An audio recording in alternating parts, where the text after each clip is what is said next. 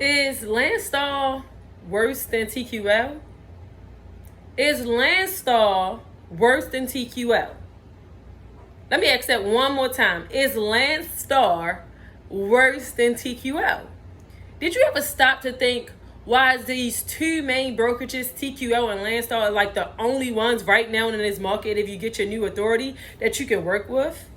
Like, really, what is the government really trying to do? Like, these are the main brokerages that get over on owner-operators, especially if you're new. And you may not know that pretty much if you keep taking a cheap load, when the market does reset, they're going to be like, no, you used to take this for $700. TQL and Landstar are the worst, okay? So today we're going to be talking about Landstar. But before I continue, my name is Destiny and welcome to my channel, The Trucking Way, okay? Where we talk about everything in trucking, all right? So Landstar, they do a lot of double brokering.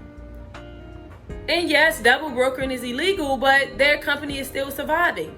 They're literally call another brokerage, book that load underneath for their MC, and give it to you. And then when you pull up to the shipper, they'll say, make sure you say that you are a Landstar driver. If they say that, then that's how you can know they're double brokering. And sometimes they don't tell you to say that. Sometimes it's in the fine print on the Raycon. But Landstar does have their own freight. Yes, they do. They do have some good brokers at Landstar. But Landstar double broker a lot. They will pretty much, and it's been times where I called on another load and it happens to be the same load that Landstar was trying to double broker, and Landstar wanted to give it to me for, let's just say, $1,200, and that load actually was $2,000. And I pretty much got the load. I took it from the true company, but a lot of the times Landstar double broker, and I hate working with Landstar. I really, really do, because they do it so much that you don't really know if you really truly getting scammed out of a lot of money. You really don't. And sometimes it can be on your BOL to help you, but Landstar, I think, is worse than TQL, because at least TQL does have their own freight. I think you all can agree with me. They have their own freight, but Landstar has their own freight, but majority of their freight comes from double brokering. And it really just like, why is it that those two are the only ones in this industry right now? Back in 2022, 2021, 2020, all those years, you could work with a long list of brokers. Now this year, everything's changed. You can literally only work with TQL and Landstar. They're making it very, very hard for new owner operators to get into this market.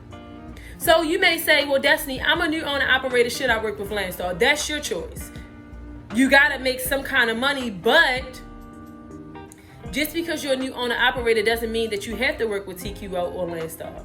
You could take it a step further and go get your own shipper, being a new authority. But I really caution you, especially if you're new to the industry, because a lot of people never had a company job.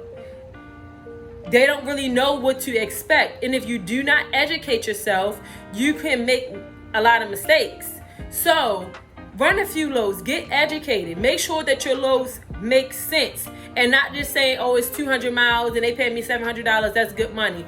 Bump it. 200 miles, $1,000+. Say no to some freight. But Landstar is the worst.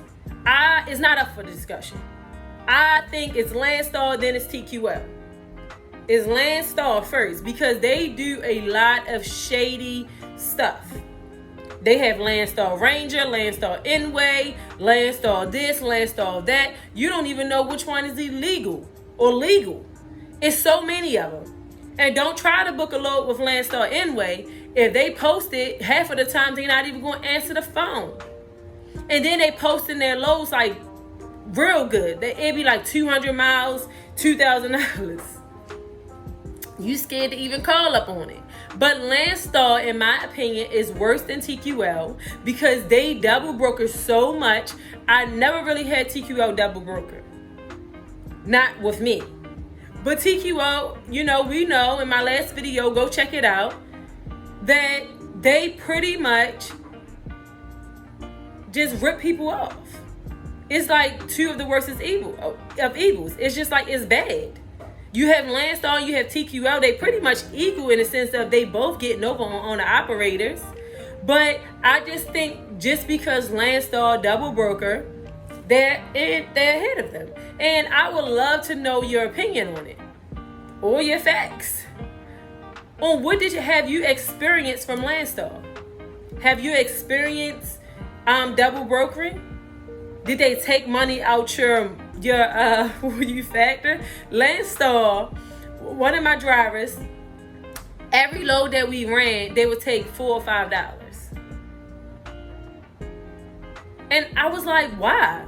They still can't tell me why, but they stealing money that way. It's only $5, some people would say. Well, that's $5 for their own operator.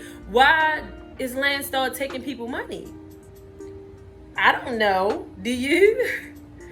And maybe a Landstar broker will get on this video and just do this whole little spiel like TQL did. I don't care. Save it. Don't try to save face. Don't try to give me this, paint Landstar in good light. They're not. Okay? They are the worst. Tell them that Destiny said it. All right. Stay tuned to the next video, okay? Bye-bye.